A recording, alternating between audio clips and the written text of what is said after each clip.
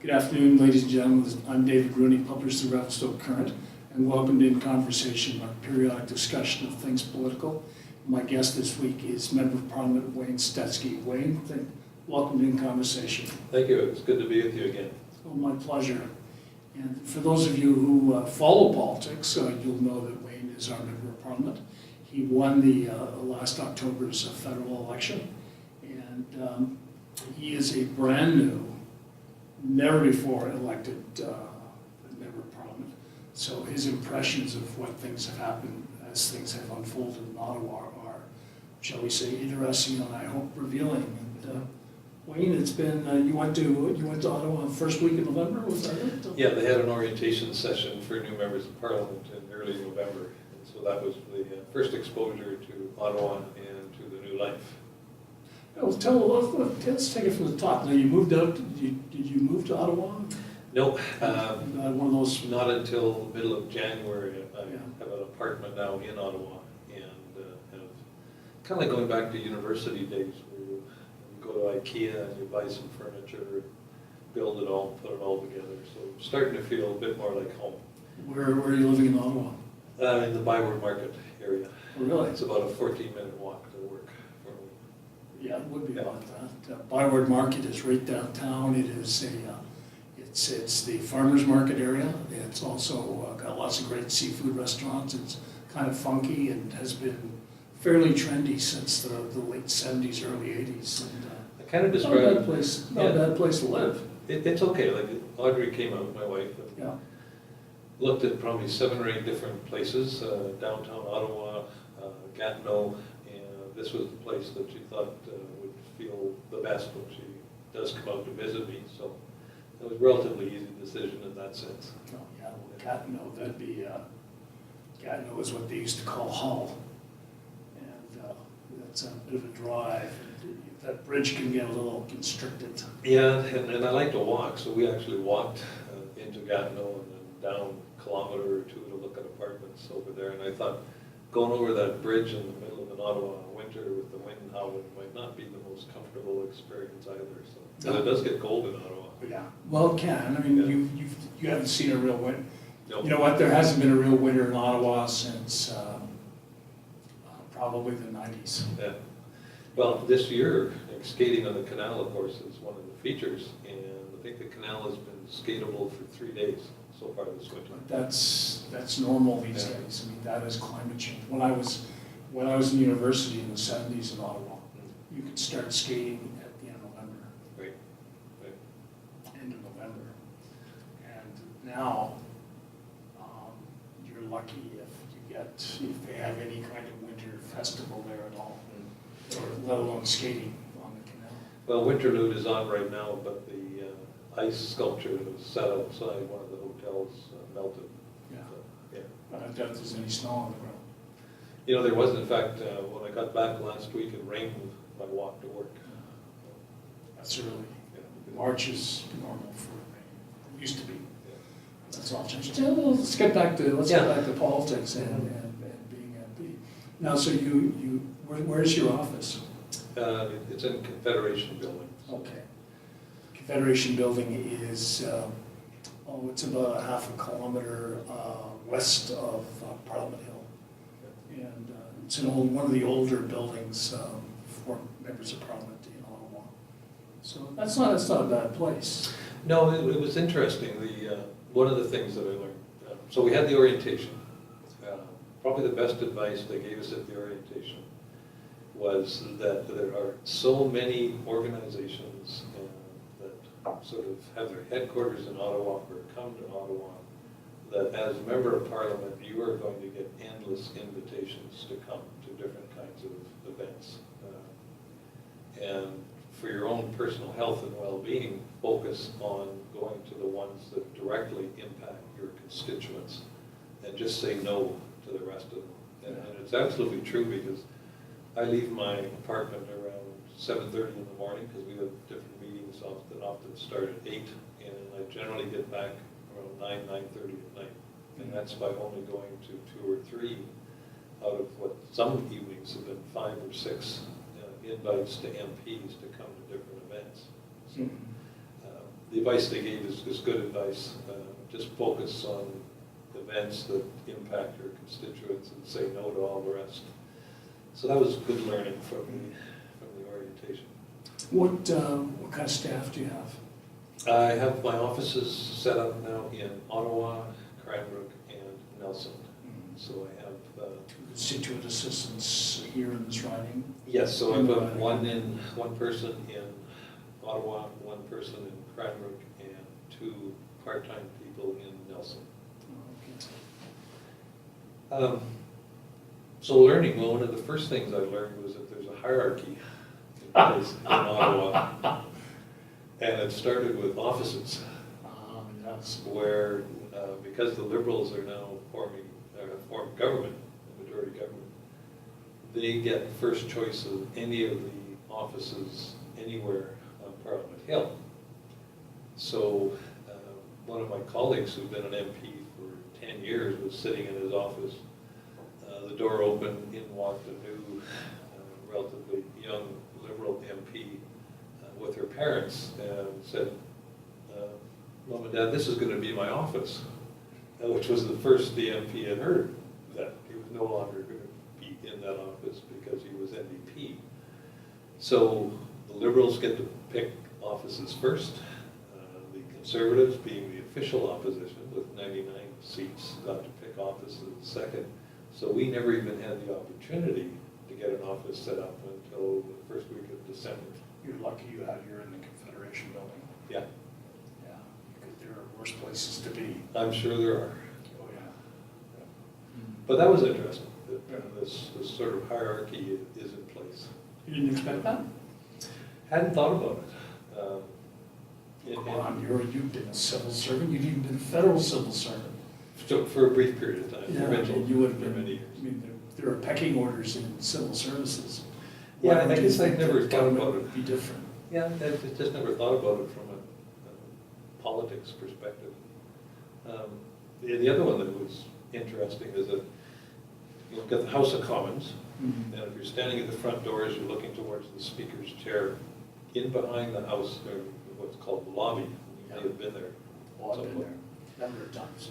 So the lobby runs the entire length of the House, and the Liberals occupy the lobby on the left-hand side, and that's where you have tables and chairs, and if you're on duty in Parliament, you get lunch.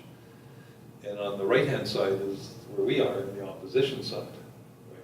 So the first 2/3 of our side is Conservative territory, right? And then we've got these deep leather chairs back to back that separate the Conservative section from the NDP section.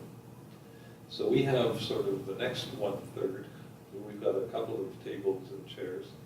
And then there's a short hallway leading to the Cobrac. And in the hallway are 4 chairs, 2 on each side of the hallway.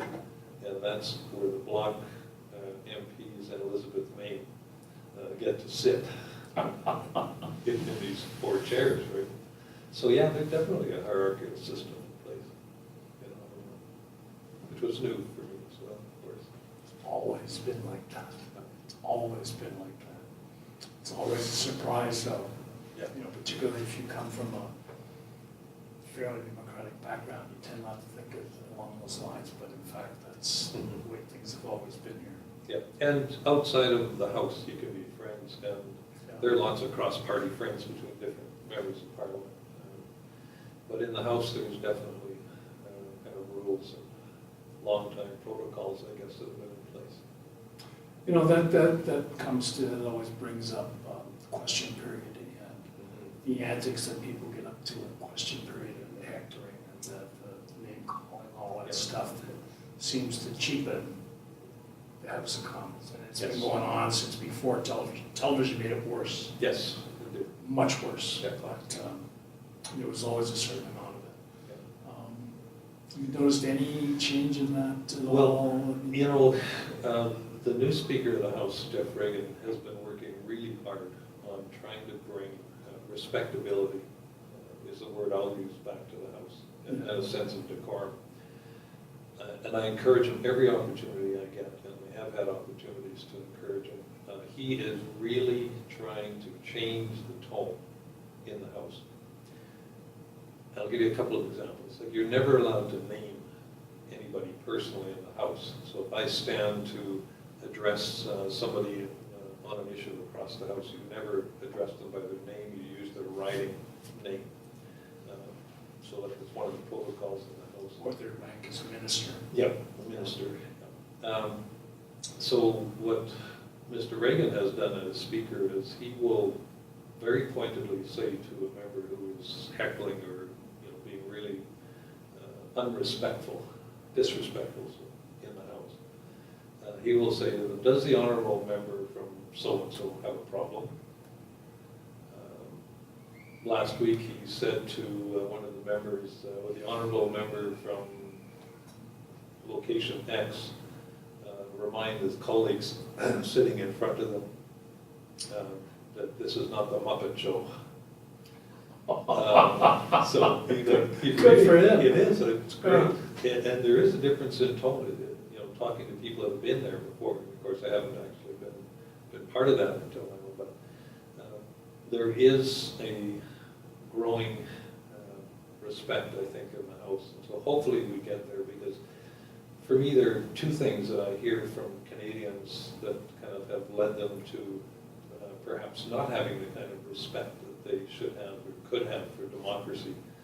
One is the behavior that goes on in question period in the House, which is what gets televised, of course, because that's what makes the news. And the second thing is the potential move from first past the post voting to proportional representation. There's a real sense among many Canadians that this election was a good example, and quite frankly, I benefited from it, I think, in this election. Yeah. People are voting strategically to try and make sure that there is change, in this case, in this last election, that in many of the ridings, that the Conservatives would no longer form government. That was the objective. And so people that really wanted to vote for one party voted for the party they thought had the best chance of success at taking the Conservative candidates out. And that's right across the country, that initiative. So if we can get to proportional representation voting, there's a sense that that would mean that every vote would count. And Canadians who feel they have spent much of their life voting against somebody feel that under proportional representation they can finally vote for their candidate and it'll count. So that's one of the challenges, and one of the aspects that makes us a little nervous is that there's a feeling that the Liberal government have said that this will be the last first past the post election. So they have said they're committed to a new way of voting, but the concern is that they're going to be pushing for a preferential ballot approach. Yeah. That means that you might be given two choices that you write down on your ballot, right? So your first choice, if you're a Conservative supporter, would be Conservative. Your second choice for many Conservatives would likely be Liberal Party. Same thing if you're NDP, right? Your first choice, you write down the NDP candidate or party. Your second choice likely to be, could be Green. Could be Green, but more likely Liberal. Could be Liberals. If that system goes in place, there's a feeling that we could have decades of Liberal government. We've already had decades Yeah, I of know. Liberal government. But the system, so when I presented a petition in Parliament on Friday on behalf of constituents here, it was about a 700 vote, 700 signature petition that I presented. I described preferential ballots as a second past the post system. And Canadians that are interested in change don't want to replace a first past the post system with a second past the post system, which is what there's a little nervousness about. Yeah, one of the problems, so with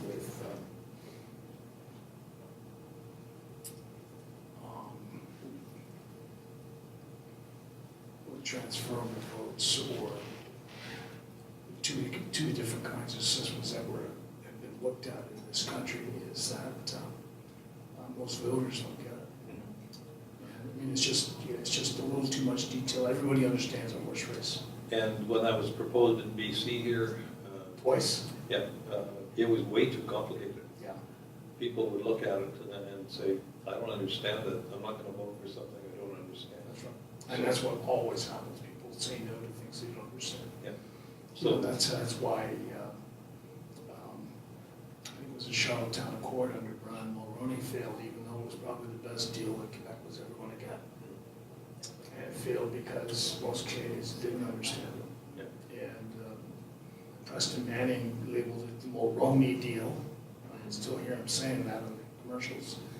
And people didn't understand it. It was associated with Brian Mulroney, who was not in good order with the voters at the time, and he lost. He lost, and he lost. Yeah. Yeah. So whatever ends up being put forward, it needs to be simple and well explained, or we won't see change. No, we won't. Or if we do, it'll be something that's going to favor somebody, like the Liberals. So there's a reason why they've always been called the natural governing party. Yeah. They know how to make things work for themselves. Yeah. So we'll see where that goes, but we're certainly watching. Tell me, you mentioned that you put forward a petition to the House of Commons from voters in writing. What was that with regards to? Proportional representation. Just with proportional Yeah. representation. Yeah. Is this the only kind of petition that you've seen so far, or what other kinds of things have you heard from constituents that they've asked you to take to the House of Commons? This is the only actual petition that fits the criteria. There was an earlier petition out of Nelson, but it was written on a scarf, for example, signatures on a scarf. And of course, House will not accept that as a formal petition. So in that case, I went back to the petitioners and said, you'll have to follow the format, submit it either electronically or handwritten, but it has to follow certain criteria before it will be. It might sound kind of cute if you're 15, but no signatures of a scarf don't. So I'm not recognized by the House. It was important. Not recognized by anybody, come on. Well, You know, would you have accepted, when you were on Cranbrook City Council, would you have accepted a petition written on a scarf or signatures on a scarf? I'm not sure. Come on. I'll bet no. I'll bet no. I would have asked for some advice Yeah.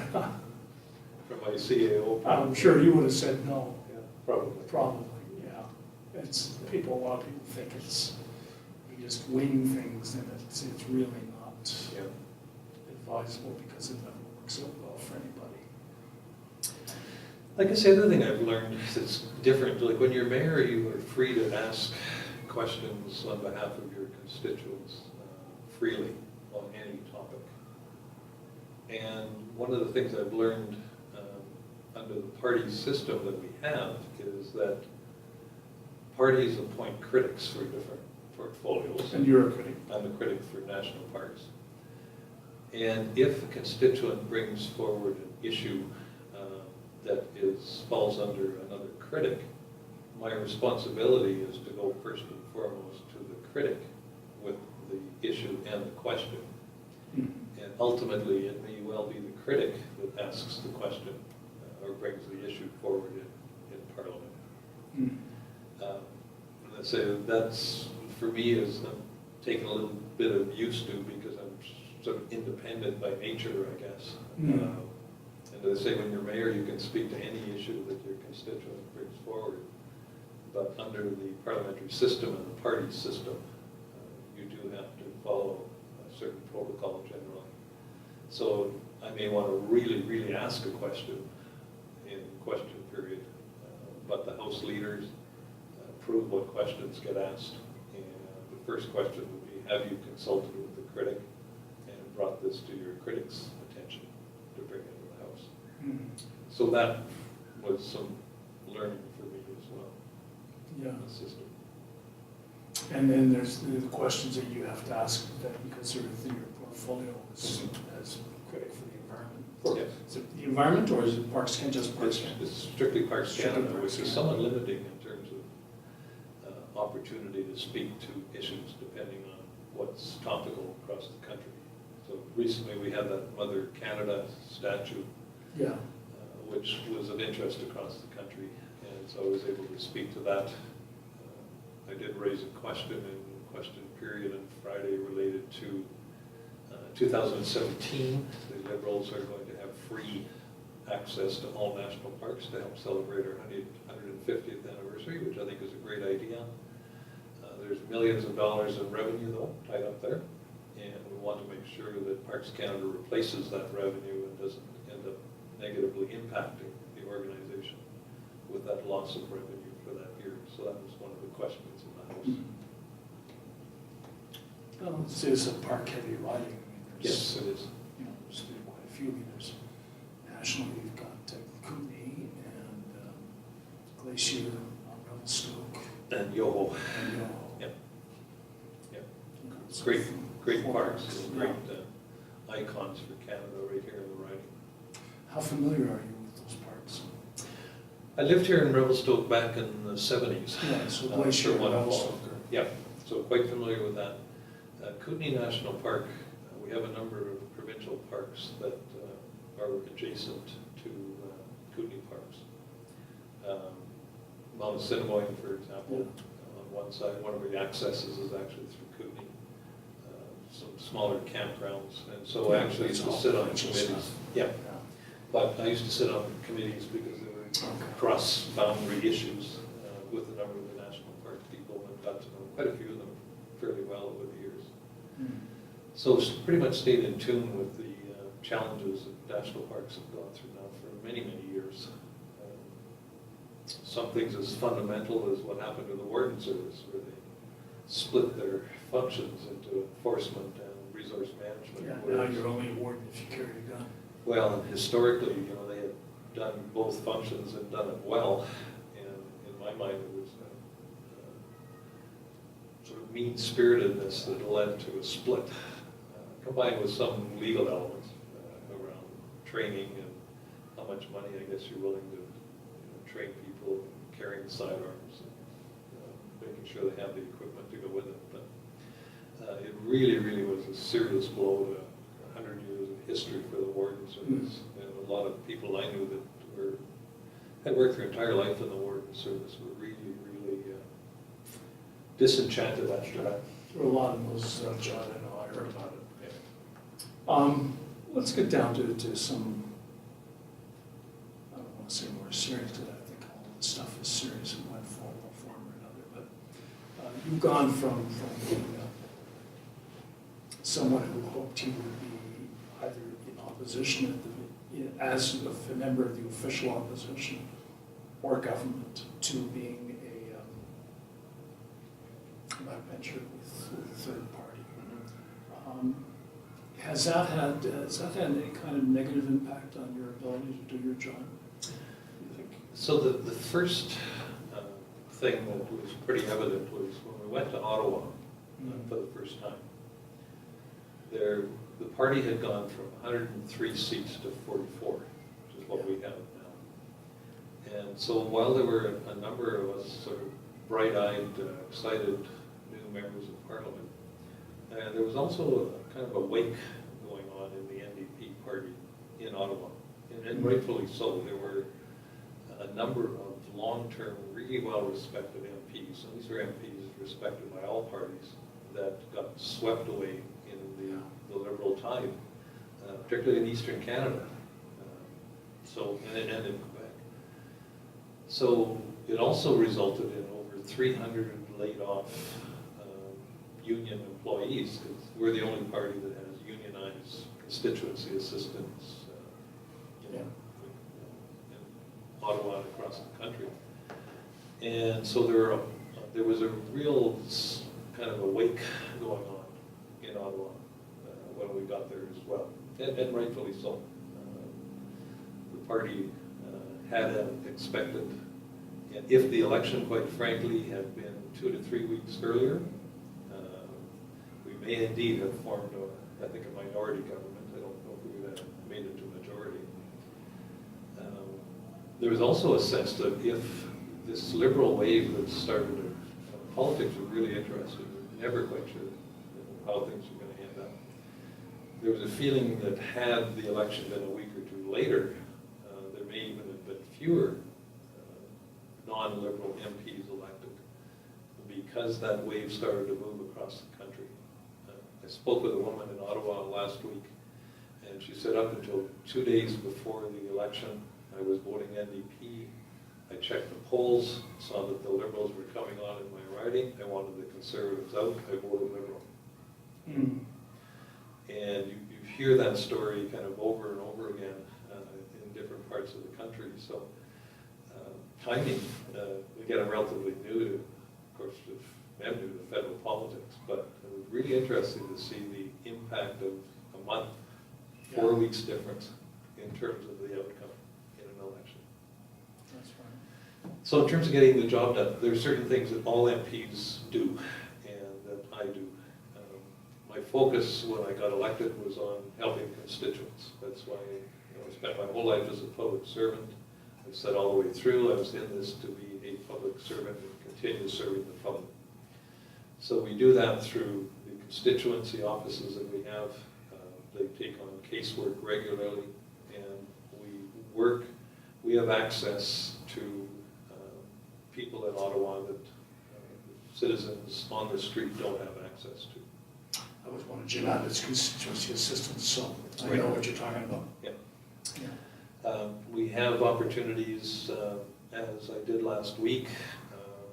The Tunaha had a concern down near Cranbrook, getting a bit frustrated with what appeared to be sort of bureaucratic blockage in the system. I took their letter, I walked across the floor of the House and gave it to the minister responsible in the Liberal government, along with a brief explanation, and asked her to look into it. I have meetings coming up with the infrastructure minister or senior staff. We're waiting to see who actually agrees to meet. With the CEO for Parks Canada coming up as well.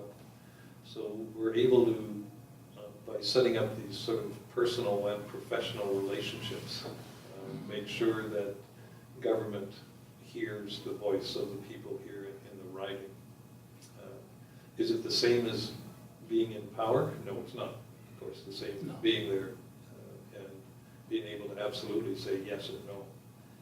But we do have the ability to solve problems for constituents, to influence where government is going, to make sure that Canadians know, in my mind, what's being done well and what's not being done well through the voice that we have in Parliament itself.